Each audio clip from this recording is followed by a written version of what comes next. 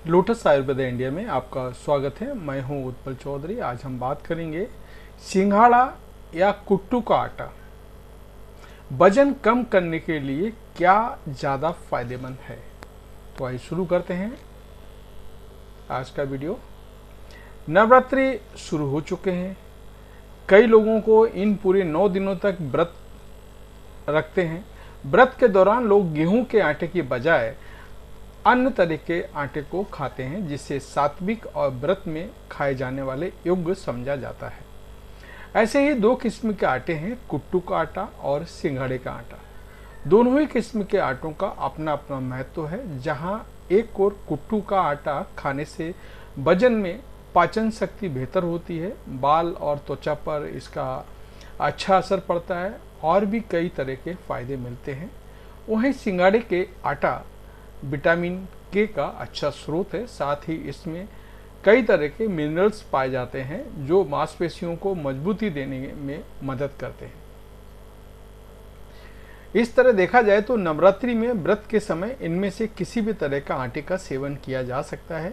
हालांकि देखना में आता है कि कुछ लोग अपना वजन कम करने के लिए कुट्टू का आटा तो कुछ सिंघाड़े का आटा का सेवन करते हैं। सवाल यह है कि वजन कम करने के लिए इनमें कौन सा आटा सबसे बेहतर है। तो सबसे पहले मैं आपको बताता हूं कुट्टू के आटे में मौजूद पोषक तत्व। कुट्टू के आटे में डाइटरी फाइबर होता है। जब आप कुट्टू का आटा खाते हैं तो लंबे समय तक पेट भरे रहने का एहसास होता है। इसका मतलब है कुट्टू का आटा खाने के बाद आप ओवर ईटिंग से बच जाते हैं, यानी एक्स्ट्रा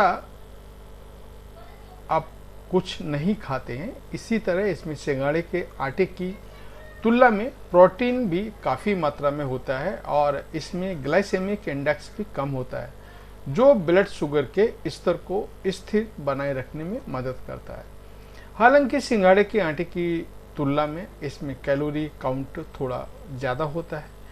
यह नहीं, अगर कोई ग्लूटेन इंटॉलरेंस है तो उन्हें कुट्टू के आटे का सेवन नहीं करना चाहिए। सिंघाड़े के आटे में मौजूद पोषक तत्व। सिंघाड़े का आटा कोई भी आसानी से खा सकता है क्योंकि इसमें पचाना काफ़ी आसान होता है। आमतौर पर इसे खाने के बाद पेट से जुड़ी बीमारियां नहीं होती हैं। इसके अलावा कुट्टू के आटे के मुकाबले कैलोरी काउंट में भी इसमें कम पाया जाता है। वहीं इसके साइड इफ़ेक्ट की बात करें तो सिंघाड़े के आटे में फाइबर और प्रोटीन की मात्रा कुट्टू के आटे की तुलना में कम होती है और ब्लड शुगर के स्तर को अचानक से बढ़ाने में अपने योगदान दे सकती है। वजन कम करने के लिए क्या बेहतर है? कुट्टू का आटा या सिंघाड़े का आटा दोनों की अपनी अपनी विशेषताएं हैं। इसके बावजूद दोनों में किसी एक को बेहतर नहीं कहा जा सकता है। इसकी वजह है कि हर व्यक्ति का स्वास्थ्य अलग अलग होता है। किसी को कुट्टू का आटा सूट कर सकता है तो किसी को सिंघाड़े का आटा सूट कर सकता है। इसके अलावा ये आपकी बॉडी प्रेफरेंस पर भी निर्भर करता है। कुछ लोग प्रोटीन पर ज़्यादा फोर्स करते हैं, इसके लिए कुट्टू का आटा बेहतर विकल्प है। अगर वहीं आप कैलोरी सेवन को कम रखना चाहते हैं और आसानी से पचने वाला कुछ खाना चाहते हैं तो सिंघाड़े के आटे का एक अच्छा विकल्प हो सकता है। आप अपनी हेल्थ के अनुसार इनमें से किसी भी एक आटे को चुन सकते हैं।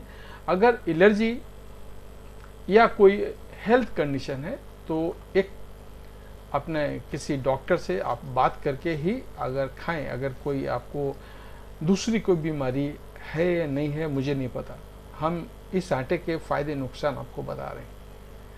तो अगर कोई बीमारी है, एलर्जी है तो अपने किसी डॉक्टर से बात करें, उसके बाद ये दवाई खाएं। धन्यवाद।